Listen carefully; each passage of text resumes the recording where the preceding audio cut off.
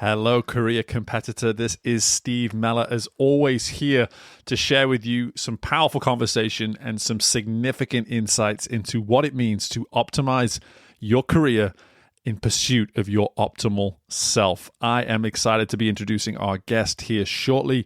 But as always, let me draw your attention to careercompetitor.com, where you'll see right at the top of that homepage is a place where you can enter your email and become a part of my monthly subscription, my mid-monthly message, where I am just simply giving you that little nudge in the middle of the month to remember that whatever it was you set out to achieve with all that energy at the outset of the month and whatever those lofty goals may be at the end of the month, that you're not going to lose sight of that journey in between.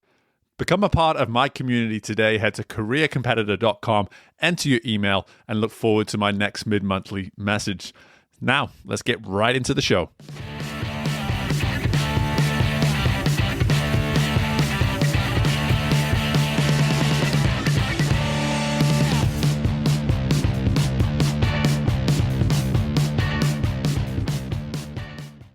Hello there, and welcome in to this episode of Career Competitor, where I'm so excited to be welcoming in speaker Frank Kitchen into the show. And Frank is going to get the introduction he certainly deserves here in just one moment. But three things to be on the lookout for, on the listening out for over the course of the next 35 minutes or so are these three key areas. Firstly, Frank and I cover why we may want to consider chasing our talent as opposed to our passion.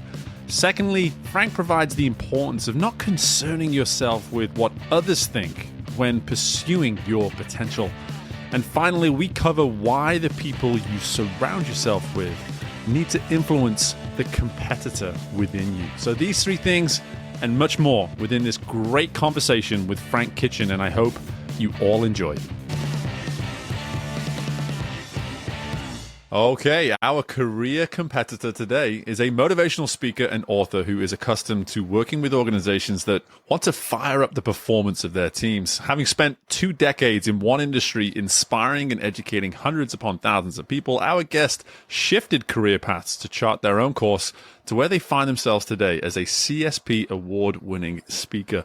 Having relied upon his own fresh recipe to build the career and business he has today, our guest is helping audiences fire up their performance and cook up the amazing results that they hunger within their world. Having had the privilege of hearing our guests speak and tell their story firsthand, I'm delighted to have this tried and tested self-starter join us to impact some insights that can help you chart your own course to optimal performance. I'm excited to welcome into Career Competitor the performance chef himself, Frank Kitchen. Frank, how are you doing, brother? I'm doing great. I mean, I love that intro. I'm going to have to borrow that or have you do some voiceover work for me before I step on stage. I love that. It's just the accent, man. I tell everybody, just the moment the Britishness kicks in, it's like, oh, this sounds more serious than normal, right? Oh yeah, I mean, I think you and I spoke off stage. It sounds proper and intelligent. I mean, you could probably say anything right now with your accent, and it would just sound 10 times more intelligent than me.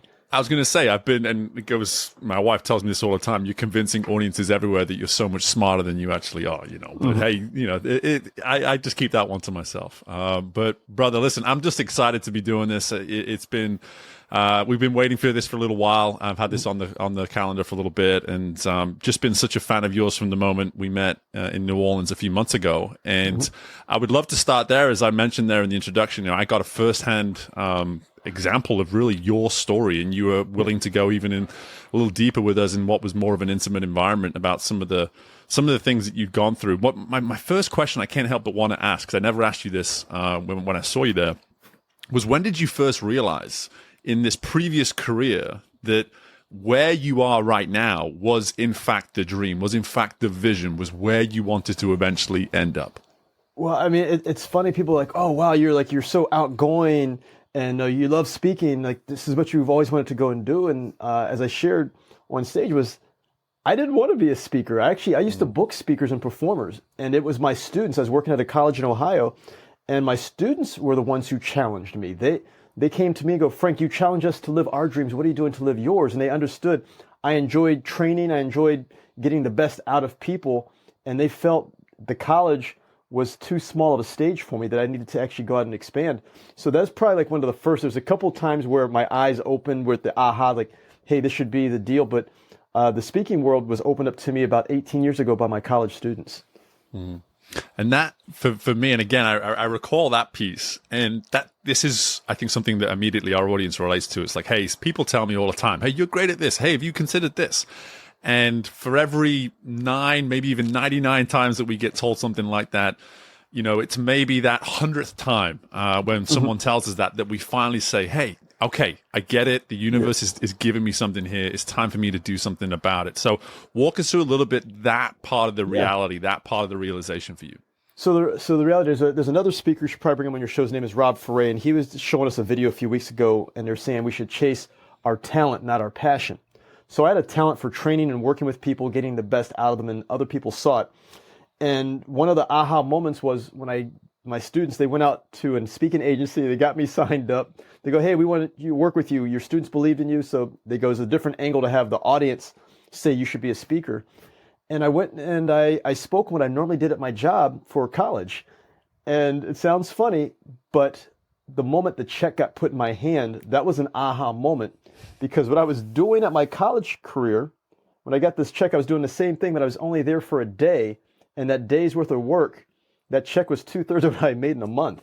And I go, wait, maybe I need to, because like you said, you hear all these voices that people said, Frank, you should be a speaker. You should be a trainer. I could see you owning your own business. I could see you being an entertainer. I'm like, nah, that's not me.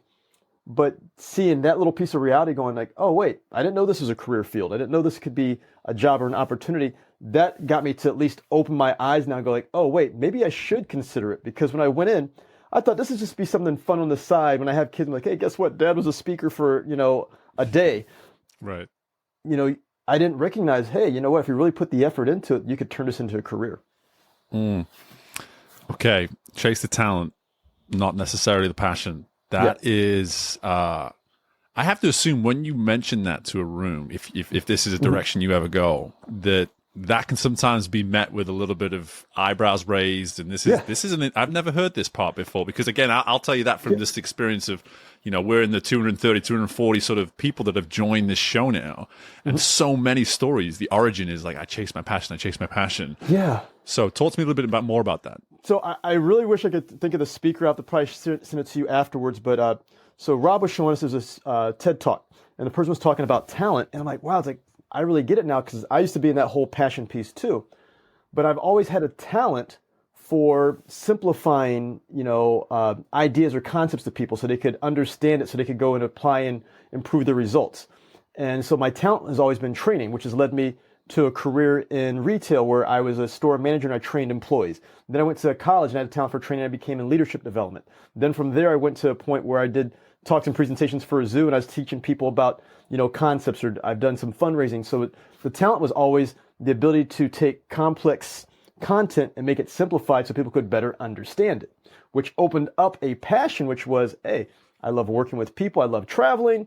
I love running my mouth. So they're going, if you chase after a certain talent, that talent can actually go into different career fields.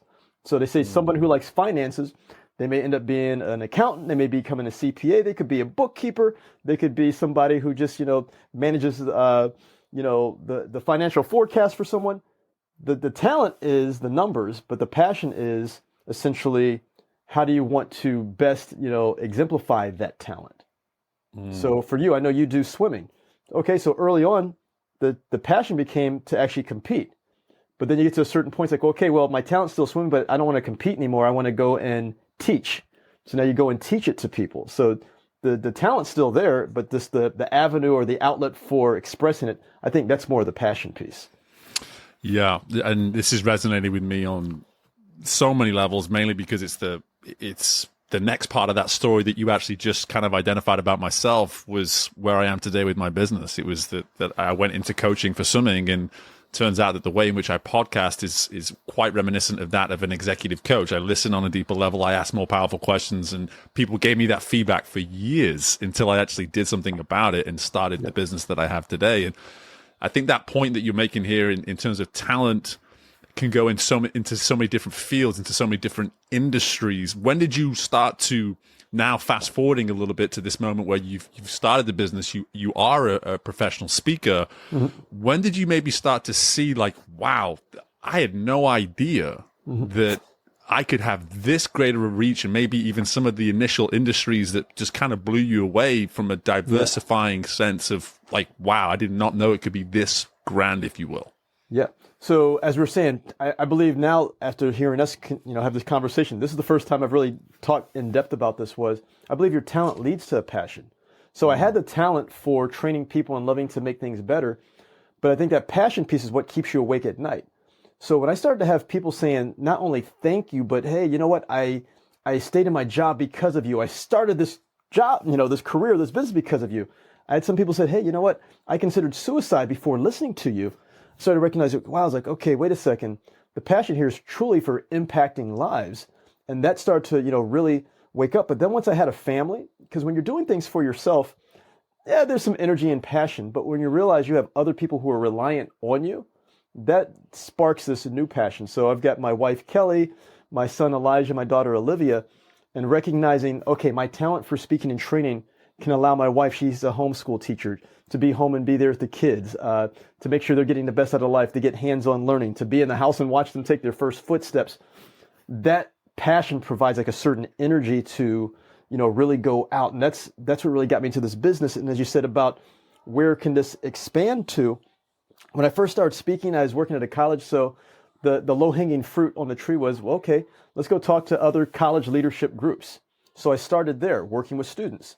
But someone goes, well, hey, you're working with the students, but because when people see a passion in you and that you're not there just for the check or for the money, but it's just an energy it's just that energy is back and forth between the audience and the speaker. It's an exchange. People can see when you're truly passionate. They go, Frank, you're really good about talking to the student leaders. What about the staff who work with the students? Could you come out and talk with them? Because you've been doing this. I'm like, okay, so I went and started to talk to those groups. Then that group goes, oh my God, that's so great. But you talked during the speech about, professional development. We can see some context. Could you make a couple tweaks to it and come and talk to our library group? I'm like, I don't even work at a library. What are you talking about? So you go talk to the library group and they go, oh my God, my husband or wife, they work with this court association. I'm like, I've never worked in courts. And you start to recognize that your message can be tweaked or tailored or refined, but the ultimate message and core concepts can go everywhere. So for me, it's like some of the ones that just blew my mind, as I said, for groups was a Silicon Valley group that reached out to me, and they're a global group that does IT. Found me on the internet. I had the PGA Tour recently. The PGA Tour found to go. That kind of blew my mind. The U.S. military, boom. I've got a phone call actually later today with a group. I used to do talks and presentations for the zoo. And that is a big international, association who wants me to come out and talk to zoo leaders from around the world.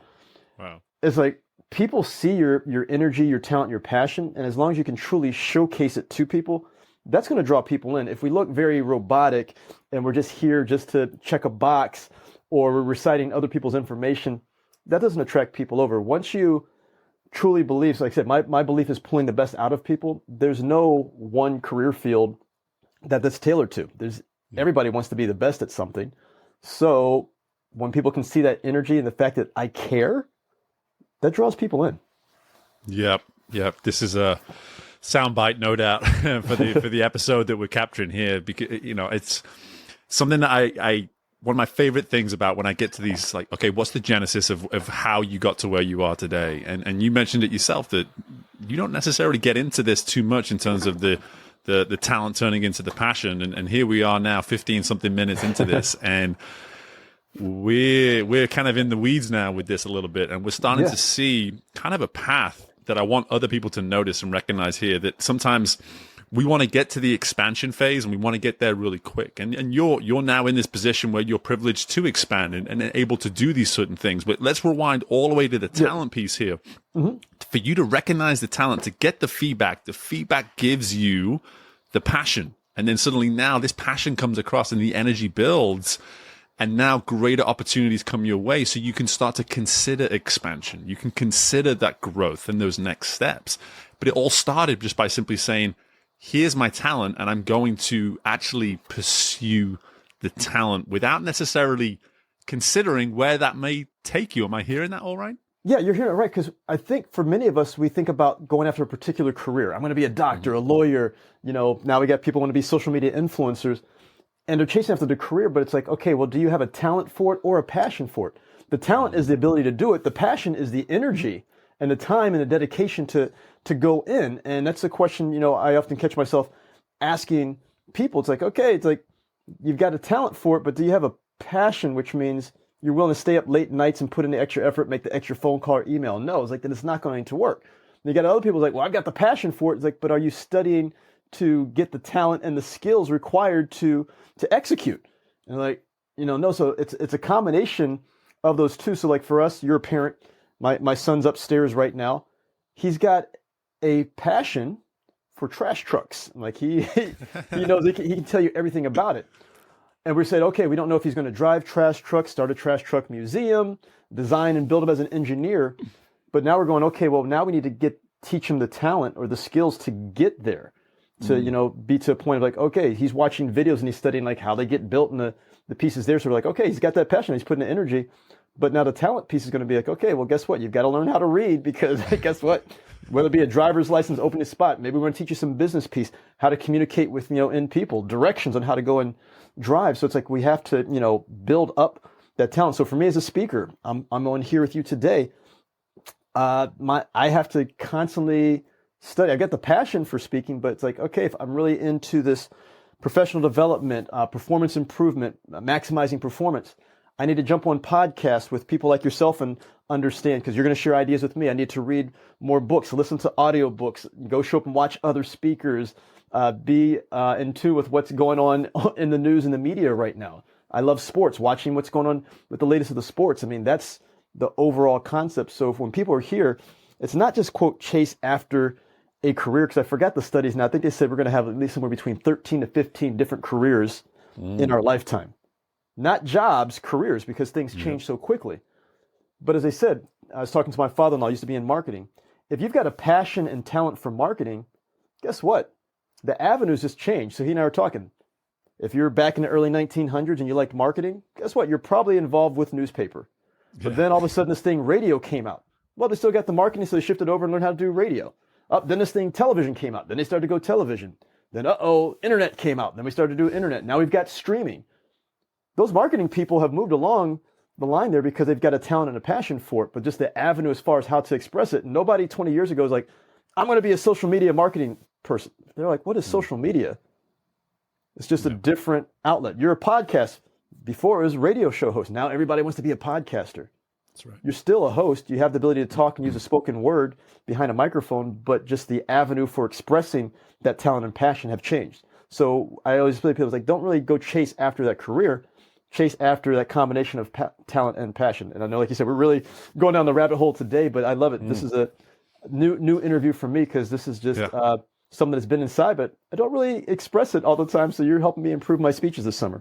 There you go. Love it. Love it. But as an aside, I could have taken like 95 different guesses at what your son's passion is, and would never have gotten trash trucks. That is a specific, unique passion right there. But I love it. And I actually love kind of how you guided us through that. Like, listen, there's the passion to begin with. Now, how do we identify the potential talent within the passion? And I think this is something that is kind of this chicken and egg conversation in many ways, of just like, hey, should it be the talent then the passion? Should it be the passion then the talent? But I think what I'm hearing here is just like, whichever one you go with, it's kind of okay, as long as you respect the other one enough. Yeah, you have to respect the other one. But I think the big piece too is recognize that you need both. Yeah. Because you said, whether it be the chicken and the egg, guess what? You need the chicken to lay the egg, and you need the egg to have a chicken. So it's going to be in that same piece. As you said, with my son, it's like, okay, well, you've got a passion for trash trucks, but what's the talent that you have? He's obviously, he follows me. He loves to talk and be in front of people. So we go, guess what? Maybe he's going to be the person at the trash truck museum, on the microphone, telling people and walking them through as the guide and the host. There we go. So we're able to match his talent up with his passion to find a career. So that's the big piece, is we have to be able to, interlock those two. And my feeling is, if you don't have both, the chances of one is succeeding, but I guess if you can say also finding true joy. I mean, that joy piece in your careers when you can combine both that talent and that passion, but then also have people who respect and value both of those. Love it. Love it. And I think another aside, I think our sons will probably hit it off pretty good, just based on the passions. But one thing that's coming through in abundance here is this end result in the work that you do of impacting performance, making sure that people, hey, when you come in the room, as you leave, whatever nugget it is that you're going to take from the time with Frank, you are going to take something away that's going to find a way to impact your end performance. When you think about, well, let's start here. This show is about is competitiveness, and I'm getting a sense of a competitor from you, man. Like we've not gotten into that privately or on this platform yet, but tell me a little bit about Frank the competitor and how that maybe influences the fact that, hey, you're trying to drive performance in others. Well, let's go back to my sports background. Played basketball, and I used to have some coaches that go, hey, we've got to get rid of nice Frank. Because nice Frank is trying to just kind of keep everybody happy and going to go, we need, competitive Frank or angry Frank. Because angry Frank was very unapologetic with what he was doing. It's like, okay, see target, hit target. I want to go. And I remember there's one point we were playing in an adult pickup league, and I was going, and I'd had a bad day, and I wanted to just, I have a stretching routine. I have my routine before I play. And we were playing, and I guess the other team, one of the guys on the other team who I was going to be matched up against that night for basketball, had just gotten out of jail. Wow. So everybody was fearful, and no one told me. But I was so upset about what had happened that night. We'd had a meeting where people weren't voting for stuff. I went out, and I think I had like 30 points or something. Like had some crazy game, and everybody came like, Frank, tone it down, tone it down. I'm like, what do you mean, tone it down? They go, that guy just got out of jail. It's like. And the guy and I, he and I had a great conversation. Like, hey, good game. Like we went back and forth all night. But for that moment of competitiveness, not worrying about what other people are thinking or judging, just let me just go for my best. Not only did that inspire my team, but actually the guy I'm competing against, we actually drove each other harder. Like we both had great games that night. So that competitive piece for me is when I've been, quote, nice and laid back, I haven't exceeded or met my potential. But when I've come up, like I've literally gone into rooms where I saw another speaker got a job before me, and I went to some friends. I'm like, you know what? I'm like, that pisses me off. And people are like, well, what's wrong? I was like, I should be up there on there, and it's not being critical of that person, but it's just going, hey, you know what? And I've gone to people like, I should be there. I want to be there. So I've been able to quote harness that competitiveness and go. It's like, okay, well, what do you want to do, Frank? Let me go tell Steve. Steve, I think I should be the speaker up there. Now I don't like belittle the other person who's up there. It's like, I think I can bring value to you. I feel here's the reasons why I should be there. So it's not being afraid. I said it's unapologetic. And I think you heard me say this when we spoke. I said it's just like, my last name's Kitchen. It's like if you and I were to go to a restaurant right now, you and I both say we're hungry, the nice side would be like, oh, let me just kind of get something like what Steve's getting. Like, hey, Steve, what are you getting? I'll get the same thing. The competitive, unapologetic side is like, well, hey, guess what? Hey, we're in Louisiana right here, right now, Steve. My dad's from Louisiana, and I like catfish, so I'm getting catfish. And you might say, hey, Frank, well, I'm going to get a burger. Okay, well, you go get a burger. I have no problem with you getting a burger. I'm going to get what makes me happy. That's when I think about competitiveness is what's going to make you happy. It's for you. It's not about anybody else. Everybody's got their own likes and dislikes. What's truly going to make you happy, and what do you have to do to get there? I'm not saying you to step on other people or put people down, but when you can chase after something that you're passionate about, that you love, that you really want, not only are you going to feel better about yourself, you're actually going to inspire other people to do the same. Because I'm like, well, wait, if he can go for it, she can go for it, I can do the same thing too. But I think we're in this world where we're so worried about other people's thoughts and judgments and worries, we end up lowering, our goals and our dreams to try to just compromise for others. And, we can't do that. We have to pull people up with us. Yeah. Yeah. And so much to go into there. But the key takeaway that I'm picking up on immediately is my own journey with being competitive too. And it's been a story throughout the 6 years of this podcast is just to be able to say, okay, competitiveness doesn't always have to be me versus you, me beat you, or anything like that. There's this, so much of what's coming through in this story you're providing is, okay, what does it mean for me to just simply prioritize my potential and just to say like, hey, I know what I can achieve, and I'm adamant about seeing that come to fruition to a sense where it may mean that I'm going to have to sort of disconnect from a few folks along the way and do what's right for me along the way, knowing that at any point, hey, those people that I'm maybe disconnecting from, you have, whenever you're ready, come with me. Let's do it together. Let's go. You know, you don't have, just because I'm going about this my way doesn't mean it should come at your expense. If you want to come at it with me, let's do it. And that basketball story there, it highlights that in abundance. But the fact that I now know what I know about the speaking world too, you found a pretty perfect environment for that very mindset as well. Yeah, I mean, like I've got my accountability, one of my accountability partners, he's a speaker, his name's Joe Fingerhut. And actually, right before we jumped on here, he actually just FaceTimed me from Korea. So he's in Korea. And the competitive piece right now is like, oh my God, Joe's over taking care of his family because his wife's from Japan. So they went to Japan and they're taking like a week over to Korea. They got the kids.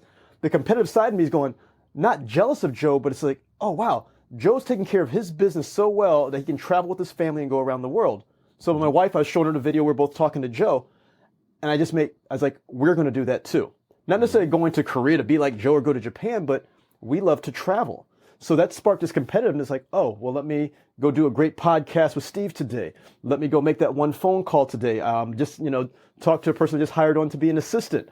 That competitive now is driving me closer to my goal or what's going to make me happy. Because like we talk about passions again, I have a passion for traveling. I love traveling the world. I've lived around the world. So, what talent can I use to get me to, experience that passion of travel? Oh, you get a chance to speak. I'm like, I could probably call people up right now. I was like, do you need somebody to speak in your country and bring the family along? So, and you said, I share with people on stage often, is like, we're in this world like, oh, you're too competitive. You're too driven. You're too motivated. No, they see it as a negative word, but the people who've made the most impact in history and in business and jobs are the people who are competitive, and they set high goals and they strive for them. And many times those people, we can go study it, whether it be sports or business, many of the good ones will actually drive people with them, where you hear like, hey, you know what? That competitive attitude is contagious. I mean, I know personally for me, for anybody listening to this, before I became a speaker, I was working several jobs. And I talked about the speaking, but I wasn't putting the work in because I wasn't hanging out with other speakers. So what happened was I wasn't getting booked as a speaker. And I was working at some jobs like, hey, you should just be happy to be here. Why are you complaining about what your hours or pay and going to do? Just be happy. And guess what? That was contagious, and my bar was set very low. But then I got around some other speakers and some people that are like, well, Frank, why aren't you speaking here?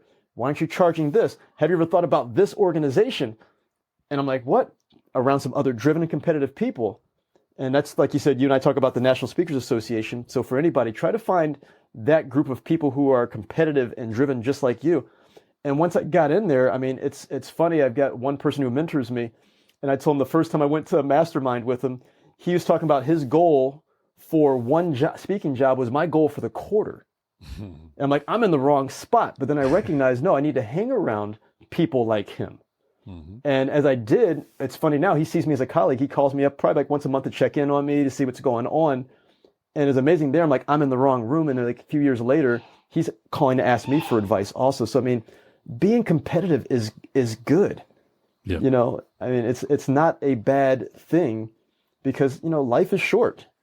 And, I've got a friend, Frank, where he made a comment. We did a New Year's post. I'm like, now you got me just ranting now. But we did a New Year's toast, and he goes, to no regrets. I'm like, to no regrets? What do you mean? He goes, let's not get to the end of our life and say, I wish I woulda, coulda, shoulda type of thing. He goes, if we're going to go for it, he's like, let's go down in flames versus saying I never did it at all. So that's that internal competitive for me. I'm like, hey, guess what? I would like to have a Hall of Fame speaking career. I'd like to be $1 million speaker. Am I going to hit those? Who knows? But those are the goals that are up there. I want to learn another language. We want to travel to 6 continents. Those are all put there. So now I've got the goal. Now the competitive side of me is like, okay, you got to put in the work to make sure you can not only achieve but exceed those goals. One of my favorite things about this podcast is sometimes I sit down with someone, I'm like, we're going to have a couple of things in common. And then 30 minutes later, I'm like, my God, I'm looking in the mirror. I'm not even talking about our hairline either. Yeah. I'm not even talking about our hairline either. Just for me, like something that you said there that I want to really just highlight, because there's so much good stuff here, but the way in which you told that story about this now colleague, and then it's one of those phrases that it would be really easy, Frank, for me to say that we're colleagues because I now consider myself a speaker in addition to my coaching business. In my mind, the competitor that I am, I say, no. I'm going to earn the right to call Frank a colleague. That's how my mind works. And I'm hearing a sentiment similar to that from you here in terms of the relationship that was once that of mentor-mentee is now that of colleague. And every single ounce of it was earned by you to have that ability to do so. Like, am I hearing that right? Yeah, you're hearing it right. I mean, his name is John Register, and John Register competed in the Olympics. So I'm not sure if you know who he is. I know John well. Yeah, I know John well. So John was that speaker, but like I said, now he'll check in with me, and like even recently, he's like, "Hey Frank, let's get together to mastermind," because he's like, "I like the way you go about your business to see how you've grown it over the years," because he's seen me grown over the last 5 years. And as I said, to go in and not saying I didn't like, quote idolize John, but you look at people like, man, that's a place I'd love to go and get. And now to recognize, okay, you're sitting down at dinner with him, or he's calling up, or he knows my family. He's like, hey, how's your wife and kids doing? I mean, it's a piece of like, wow, it's like if I, once again, would have been just kind of like nice or, just meek and like, oh, that's him. He's, done the Olympics and works with the governments and all this. I'll never be like him versus, hey, what can I learn from you? I would like to be like you. I mean, this is something my grandfather instilled in me where it's like, hey, you should be able to walk into a room and people go, well, what's your future? It's like, you know what? I'd like to be like you, Steve. Now, it doesn't mean I'm trying to take your job or anything like that. It's just going, hey. Right. And people want to see that. But I think, especially like the last 10 to 15 years, we've had this thing. I remember going for a job years ago and they go, Frank, you're too ambitious. And it's like, too ambitious? No, it's like you want to have people who are ambitious and have a certain drive, to, like you said, are competitive. So when John goes, hey, John, I was like, man, I'd love to be on stages like you. Mm-hmm. He didn't see that as, me being like, overly competitive. He's like, okay, cool. This is somebody, because he's a driven person. This is somebody I can connect with and we can just build off of each other's energy. So, I mean, that's the people I choose to be around now. I want to be around people who are looking to go somewhere. Doesn't mean that they're successful now. I mean, I can hang out with a 5-year-old. I could probably hang out with your kids right now and your kids are like, well, hey, here's what I'm going to get dad to get me for my birthday. That's competitive right there. They're telling you. So I can learn from that one. Oh, what did they do? They wrote a list for dad. They talked to mom. They talked to the grandparents. What could I do in my business? Okay, I could write down my list. I could talk to that client, that prospective client, this person here, post that piece up. It's good to be around other competitive people because we learn from them. And as we learn from them, as you said, eventually they're going to start watching us, catch up or be there with them. And like, oh, you know what? I like where you're going. I'm trying to go in the same direction. And then, like you said, you become those colleagues. So that's the beauty of, as you said, any career field is, number one, let's find other driven people to feed off of that energy. You're either going to learn from them, you're going to share energy together, or you're going to teach them. So, I mean, it's a win-win situation. And then make sure you're constantly or consistently spending the majority of the time around those people.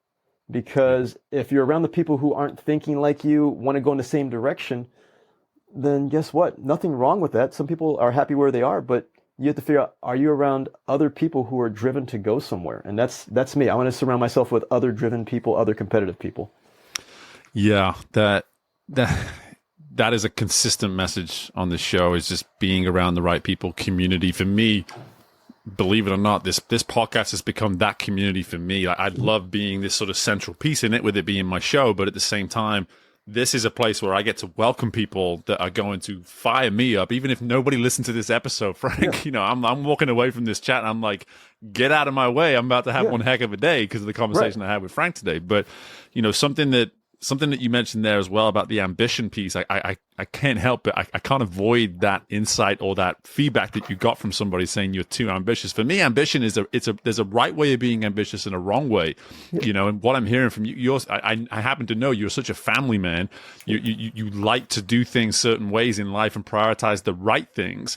So as long as your ambition isn't taking you away from that, that's what matters. Don't tone it down. Like, again, bring those people along for the ride. Yeah, and it's funny, these groups are trying to tone people down for having, you know, ambition, but that's the world you and I grew up in. And like for this employer that said it, the funny piece was they had achieved their leadership role by starting at the bottom. So seeing them and seeing that piece, like, oh, wow, there's several people here in leadership roles who started out at the lowest levels. So here I am at the lowest level. There's my role model. So if I go in for my interview and they go, okay, let us know. And people are like, what's your 5-year, 10-year plan? I'm like, but what do you see yourself? I was like, I see myself in your role. It doesn't mean I was coming for their job. That's what's happened now. People think that you're coming for their job or you're going to stab them in the back. Well, no, if you're doing your piece, then guess what? You're going to probably be up at another level in a few years. So I'd like to fill that role. I mean, there's a speaker where I met him one time and he came and watched me speak and he got so inspired that he became a speaker. And then I had my agent reach out, like, hey, Frank, that job you're going for, you got turned down. Like, who'd they go with? Like, oh, I don't know. So then I was talking to the speaker a few weeks later. You're like, hey, how's your career going? What's going on? He's like, oh, yeah, I just nailed this big job. The big job he nailed was the one I got turned down for. I was like, oh, my God, you just beat me out. And he's like, oh, I'm sorry. I'm like, no. I was like, that just means I have to step my game up. I was like, that's good on you. I was like, let's keep, there's your Australian piece right there. I was like, good on you. But I was like, now I know I need to go. So that's the piece about having those colleagues that competitiveness is going like, oh, and I went back to go look. His website was better. His videos were better. He deserved to get the job. So I had to go back now and step up my marketing game, my website, the way I was going to approach. So that was a good one where, guess what? Once again, that competition or having those people to just keep pushing you back and forth. So like with my group of speakers who I surround myself with, the guy Joe, we'll bring up Joe again. Joe just called up, he's had his best month ever. I'm like, I could be mad about it. And like, you know what? Let me come out next month and make this my best month ever. That's right. And that's the like internal push that he and I go back and forth because I'm like, I'm having a terrible month right now. He goes, your January was better than my January. So he's like, don't count. He's like, and then you got March coming up. He's like, your March is going to be great. So it's nice to have those other competitors in your life because you're constantly pushing each other to go. I mean, my wife's in the other room. She ran a marathon and she didn't think she could run it that fast. Our friend who's a firefighter jumped in to run like the last couple miles with her. She ended up running like 20 minutes faster than she expected to because he was there to kind of help push her along, and she needs that competitive push. So when he was kind of a few steps ahead of her pace, and she's like, well, let me keep up with him. So once again, that's that competition. Like we have those people like we just kind of keep up. You've got your kids. You watch kids. Oh, if there's an older sibling, the younger one's trying to keep up. That's right. To go and do. So it's nothing wrong with that. And like you said, that's the whole purpose of your podcast. And you listen to these guests that you have and go and do. It's like that energy is so contagious. Like you said, we'll get off and like, okay, here's the next thing we got to go for. Like I said, I've got a speech literally in 15, 20 minutes. That's right. That I'm going to go jump on. I'm fired up now just by being with you here on this podcast. That's right. That's right. I mean, I pretty much measure a successful podcast by, did I break a sweat? Yes. And, you know, I try to hide it. And there you go. And secondly, did I fill a page with notes? And 100%, I'm almost turning the page. And so for me, this has been an absolute, you know, just blast doing this. And I have to mention this, though, too, it was about a year ago, I actually had Joe Mull come on this show, someone I'm sure you know. And so he came on, the first thing he said to me the moment we got off air, he's like, do you speak? And I was like, I really don't. Like, I've done a couple of things. And he's just like, brother, let me tell you about this thing called NSA. And for me, this is what I love about this show. But that is a perfect example of everything that you're speaking to here. Is that, you know, Joe was able to see a talent in me, potentially. He'd never seen me speak publicly, but maybe he got caught away with the British accent. I don't know what it is. But, you know, the fact of the matter is that he saw a talent there and just said, hey, we have this community that is filled with very competitive individuals that all recognize one another's talents and desires, and they want to fuel one another with that passion, and they want to see people succeed. Mm-hmm. And I really encourage you to be part of it. And I did that, and all it's done is it's just been this constant feedback, man, of just like, hey, this constant return of just, wow, like competitors like you, Frank, and so many others who are aspiring to be their best, but they don't want to do it at the expense of anybody else. They actually want to bring as many people along with them and get energy from one another's success along the way too. Yeah, I mean, two things. The funny one is you mentioned Joe Mull, so we'll have to reach out to him. So Joe, once again, here's a guy who's at the top of his game. Like, he's got the books, he's all over the place. Yeah. Joe reached out to me last week and goes, will you be willing to come and speak at our NSA chapter? So, I mean, here's somebody who's watching the work. I'm like, wow, it's like Joe's reaching out to me. I mean, that just brings your piece up. But as you said about this world, about bringing people up, I love my wife, but she makes comments, and sometimes she doesn't realize she's making comments. I'm like, oh my, that's brilliant. I was like, I'm going to go share that on stage. But she makes this comment about, we're in this world, we're always trying to play King of the Mountain. And I'll ask you, Steve, like, what's the ultimate objective of King of the Mountain? I'm not sure. Okay, so King of the Mountain, games you're using in the United States, but like kids, people climb up to the top of the thing. Someone gets on the top, they're the king or they're the queen of the mountain. But once they get up there, everybody's objective is to knock that person off. Okay. So we have a similar one in the UK, different name. Okay, got it. Yeah. Got it. So the game's not about working together, collaborating, and doing this. It's just like knock that other person off. It's like just fend for yourself. It's Hunger Games. Mm-hmm. My wife, being a teacher, she's like, well, why can't we just play a game where we just all get to enjoy the view, where we just pull everybody up? And that's the thing is, a lot of people see the competitiveness piece as King of the Mountain, knock everybody off, where competitiveness could be, it's like, hey, let's get everybody up. Like you watch like the military where they'll do the things where they have to get everybody at the wall, but the case is everybody's got to go over. Everybody's got to get to the top. And that's, I think, what we're teaching in this podcast today is, hey, you can go be competitive. You can go, be this person that's shooting for high goals. But as you said about Joe Mull, you can also be that piece of, hey, use that to help other people you see who, are competitive or need that little spark to be competitive to get up to the top there with you, as my wife says. And then we all get to enjoy the view. We're not in this world where we have to just, take care of ourselves. The way to make this world better, even in employment. My one mentor goes, hey, he's like, I don't want to be judged by my sales goals. He's like, I want to be judged by the people I promote. That was his competitive piece, was how many people can he promote? And our whole staff at the one group, we all became store managers and trainers because of him. And it was fun a few months ago where he actually showed up in my audience. And he saw me teaching. And I was like, hey, everybody, some of the concepts I'm teaching today are from my mentor from 30 years ago. He's in the audience. That's awesome. That's awesome. And all of these great insights, it sounds as though the biggest takeaway for people to potentially listen to here is that wives have a way of always being right. That's I mean, that's rule number one. You always have to say is like, yes, I think the words are, you're right, or you're always right. That's it. Man, Frank, I'm glad that I know that you have something to get to, because otherwise we would be on here for way too long and you would be late and apologizing. So you're going to have to, that's it. You're going to have to come back. You're going to have to come back. There's so many other things that we didn't even get on. And if anything, that gives anybody listening to say, hey, let me look more into Frank. Let me learn more about Frank. Let me see what he can do maybe for me and or my business. Mm-hmm. So with all that being said, laying that table there for you, man, tell us everything that we need to know about how we can best get a hold of you. Okay, so best way to get a hold of me is there's only, quote, one of me, Frank Kitchen. Yes, it's spelled just like the room in the house. So if you can just go to frankkitchen.com, what you'll do is you'll go there and it's going to have links to like all my social media, videos, blog, podcast, interviews, all that great stuff will be on there. So just go to frankkitchen.com and that'll be your, portal to everything there is Frank Kitchen. Beautiful. Well, man, listen, I'm excited to see you in a little under 2 months at NSA, but at the same time, just the amount of insight here, the quality of conversation. This has just been a wonderful episode. I'm so thankful to be able to bring this to our audience, and just appreciate you, man. Just best of luck with obviously your speech coming up right now, but also with everything moving forward, brother. All right, thank you so much. I enjoyed being here, and like I said, I can't wait to come back. I'll see you in Denver. See you there. And my thanks again to Frank for coming on the show. So much energy and passion around this notion of competitiveness within today's episode. So you can imagine that my jug is completely full right now with just appreciation for insight, courtesy of Frank, but also just in terms of really meeting the mission, if you will, of this show, ensuring that you, the listener, are getting from this everything that you signed up for when you decided to listen to this episode. But as you leave here, let me just encourage you to do this. Take time today and just look around your most direct community, the people that you surround yourself with or communicate with consistently on a day-to-day, week-to-week basis. Are those people serving the optimal competitor within you?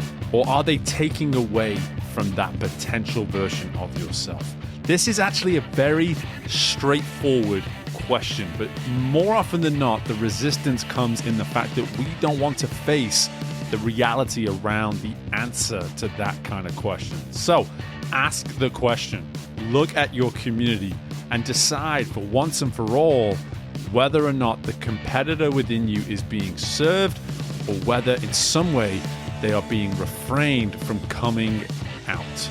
So that is my takeaway from this discussion. And obviously there was so much more, and I'm sure you got a couple of nuggets of your own throughout this conversation. But hey, listen, this is just yet another most recent example of the fantastic conversations and insights that we are able to pull from what is now a top 30 world-ranked self-improvement podcast, because people around the globe recognize the power of the conversations that we are having on this show. So make sure you are doing your part and clicking that 5th star if you listen to us on Apple Podcasts. That helps us continue to build the presence of the show. And of course, take a second just to leave some form of a comment about what you thought about this episode, maybe why it's worth those 5 stars to you. Again, if you're listening to us on Apple Podcasts. But whatever platform you're listening to us on, take the time to share the episode with somebody within your community so that you can be a part of a competitive community like this conversation was alluding to with Frank and I today. But hey, in the meantime, folks, keep up the fantastic work in whatever world you are competing within. I look forward to doing this all again with you very soon. Bye for now.